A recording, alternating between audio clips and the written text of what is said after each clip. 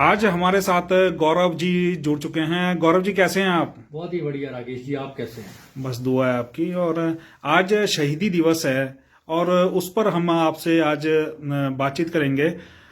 हम जानना चाहेंगे कि आज की युवा पीढ़ी और उस दौर की युवा पीढ़ी में क्या अंतर देखते हैं आप?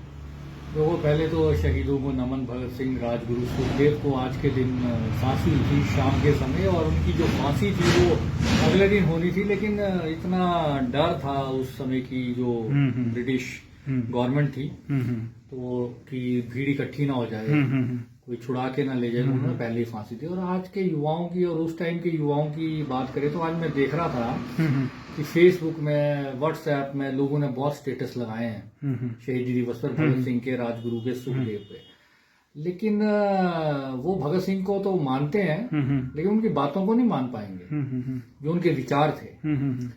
मतलब अगर आप बोलो भगत सिंह को आपने पढ़ा है तो उन्होंने पढ़ा नहीं। हाँ, शहीद हुए थे, ठीक है, मतलब उनमें गट्स थे तो इस टाइम में भगत सिंह था जी, मतलब मूछें ऐसे, पिस्तौल, लेकिन विचारधारा को कोई नहीं जानता।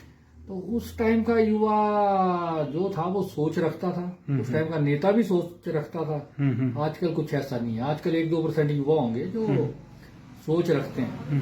बाकी तो जो स्टेटस लगाने वाले हैं कुछ है, मैंने फेसबुक में अपलोड भी किया था कि क्या आप ऐसी मतलब जो विचारधारा को मान सकते हैं तो आपको देशद्रोही कहा जाएगा अगर आप भगत सिंह के विचारों को आज मानते हैं। एक छोटा सा छोकरा लड़का जिसकी उम्र 17-18 साल है वो भी भगत सिंह की ये बातें करेगा, ये करेगा, वो करेगा, लेकिन विचारधारा पे बात आएगी तो भगत सिंह तो ये नहीं मानते थे, वो नहीं मानते थे। यहाँ तक कि उन्होंने तो ये भी बोला था कि मैं उस ईश्वर को नहीं मानता हूँ। अगर आप पुस्तक पढ़े ना, मैं नास्तिक क्यों हूँ, जो भगत सिंह की लिखी हुई, तो मैंने पढ़ी है, मेरे पास है। तो क्या आप नास्तिक हैं? नहीं, मैं धर्म को मानता हूँ लेकिन जानता नहीं। आपने विचारधारा की बात की, भगत सिंह को आप इंस्पायर करते हैं, तो आप नास्तिक हैं? नहीं, इंस्पायर तो मैं सभी को करता हूँ, ऐसा नहीं है। जो अच्छा आज बात भगत सिंह के ऊपर हो रही है। हाँ, नहीं, मैं तो नास्तिक नहीं हूँ, मैं थोड़ा सा आस्तिक हूँ, लेकिन मैं जो अंधविश्वास या उससे मैं दूर हूँ। कोई मेरे को बोले कि यहाँ ये आ गई, माता आ गई, वो आ गई, तो उस मतलब आप देखिए ना, ये छोटी छोटी बच्चियों से रेप हो रहे हैं। अभी बिहार में 14 साल की बच्ची से रेप हो गया परसों, ठीक है, लेकिन लोग भारत में नवरात्र मना रहे हैं, ठीक है, उसके लिए सड़क पे नहीं आएंगे, ठीक है। कोई वस्त्र या कपड़े कोई हीरोइन फिल्म में डाल लेगी अलग से, या ये तो हमारे धर्म का रंग है, तो उनकी भावनाएं आहत नहीं होती, सॉरी, उनकी भावनाएं आहत हो जाती हैं कि इस पिक्चर को बैन करो, ये करो, वो करो। लेकिन कहीं रेप हो रहा है, कुछ हो रहा है, तो लोग मुंह फेर लेते हैं। आपने कितनी आज तक आवाजें उठाई हैं? आप जिस तरह से क्रांतिकारी भावना अपने आप, मैं कोई बड़ा क्रांतिकारी नहीं हूँ। भावना हाँ, ये है कि मैं लिखता रहता हूँ, फेसबुक में भी लिखता रहता हूँ, लोग उसमें नहीं देखते हैं, नहीं देखते तो हैं लेकिन लिखते उसमें कुछ नहीं है, ठीक है। और कोई अगर लिखता भी है तो फिर वो गाली लिखेगा या लिखता है, तो ठीक है, उसको मैं भी उसी की भाषा में उसको जवाब दे देता हूँ।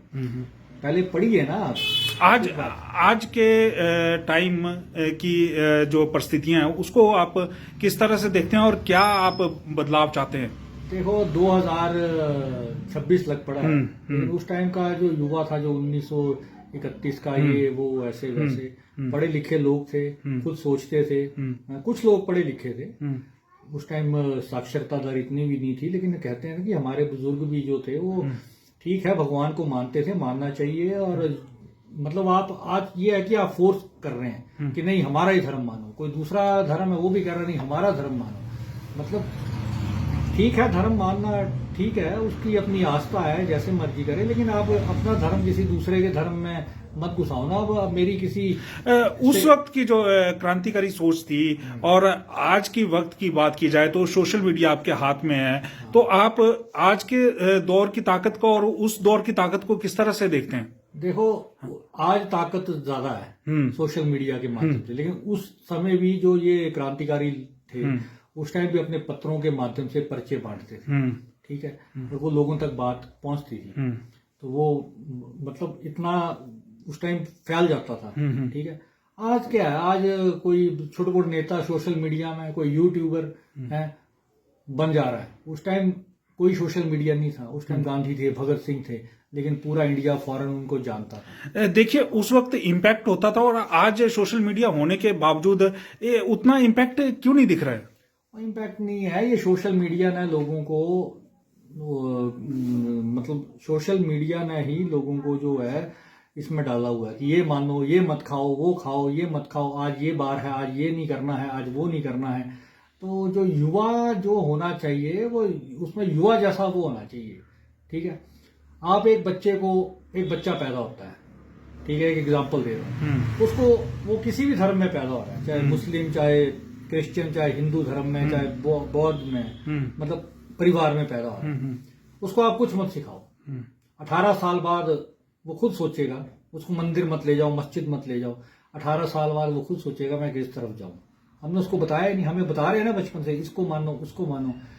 तो ये सब मैं नास्तिक क्यों हूं जो पुस्तक है उसमें ये सब लिखा हुआ है कि उसमें तो ये भी बताया भगत सिंह ने, मतलब जो आजकल जो आडंबर चले हैं, मतलब एक आदमी को हम छू नहीं सकते, लेकिन कुत्ता हमारा जो है वो रसोई में और हम उसको उठा भी लेते हैं, ये भगत सिंह ने बोला था।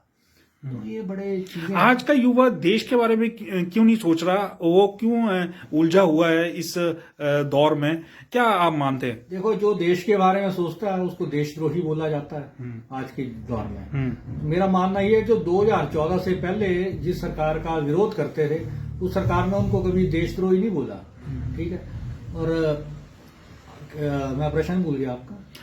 आज के दौर का जो युवा है वो देश के बारे में क्यों नहीं सोचता और क्यों वो ऐसे बेकार की चीजों के तरफ ज्यादा उलझा हुआ है? आज के दौर में क्या है ना कि सोशल मीडिया और एक जो सरकारों का जो आजकल है कि आज जो युवा है वो देशभक्त नहीं है, वो पार्टी भक्त है, चाहे वो किसी भी पार्टी का हो।